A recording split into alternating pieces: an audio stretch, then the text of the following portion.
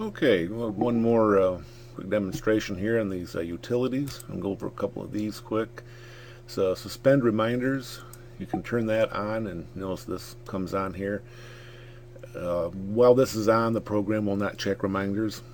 If for some reason you're in the middle of a class or something and you don't want to be bothered with them, you can turn them off. And I didn't mention it, I don't know if you noticed, but back here when we were recording a lecture note, this came on automatically. While recording, it won't check reminders. Okay, and you can turn that off, on and off manually too. Click it again, turn it back off. Okay, and anytime that goes off, it will check for reminders right then. So if there were any that were missed during that time, you'll get them as soon as it's turned off. Okay, then options. This is just another way of opening the same option form over here. You can open it from here too. Then there's a print utility. This is used just to print out information. You can print your whole calendar, and for each one of these you can decide what to include. You can put in, take all. They'll give you classes, study times. Here's the dental appointment we put in. Okay, it's just it just formats everything nice for printing. You can just print the class schedule if you want, and it doesn't give dates. It just gives the class schedule for each day of the week.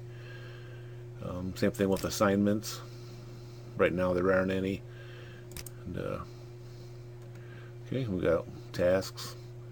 You can decide which priorities you want to print. Okay, so that's all that does. It's just a way to print out information in a nice formatted manner.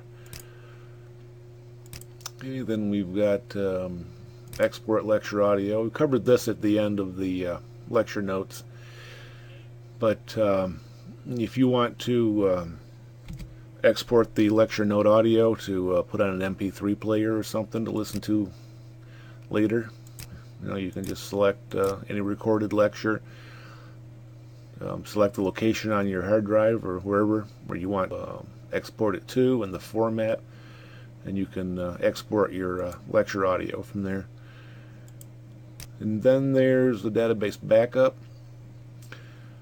For this, this is where you come to manually back up the database. Right back here in the options, we had the backup. You can set for automatic backups, or you can tell the computer not to do it automatically. You always do it manually. And under manual mode, you've got the option of being reminded every so many days. Like here, each time the computer starts, it'll check the last backup, or the program starts rather.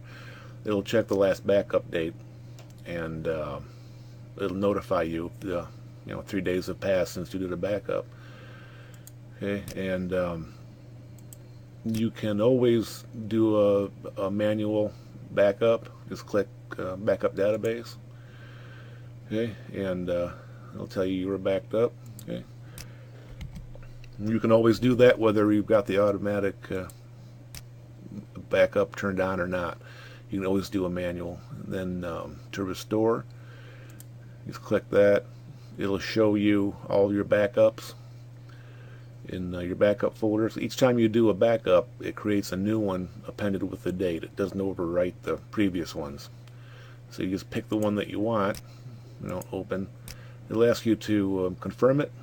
I'm going to say no because I don't want to do that right now. When you restore a database, the program, once it restores it, the program will close. You have to restart the program to load the new database. So that's why I didn't want to do that right now. And there's another place here you can set the backup location if you want. That's basically the same thing you're doing here, but you can change the backup location here if you don't want to open the options file for some reason. And then you've got show last backup date. If you want to know when the last backup was, you can look at it here. Okay, that pretty much covers all these utilities. Again, there's a very extensive help file Should answer all of your questions. You've got a quick start guide to help get you started. You can get to these demonstrations at any time just by clicking here. It'll open your browser and take you right to the demonstrations. And if all else fails, this will take you to the contact form on the website. Just shoot us an email and we'll help you out. Okay? And you can also check for updates, program updates manually here. Okay, it'll tell you if there are or are not. Remember, you've also got the option over here to check automatically each time the program starts. On this, if this does not find any updates, if you've got the latest version, it won't show you this message here. You only see this if you check it manually. Okay, so that pretty much covers the program. Hopefully this series of demonstrations will help you get started using it. And again, if you have any problems at all or any questions or something's not clear, feel free to contact me. Thanks.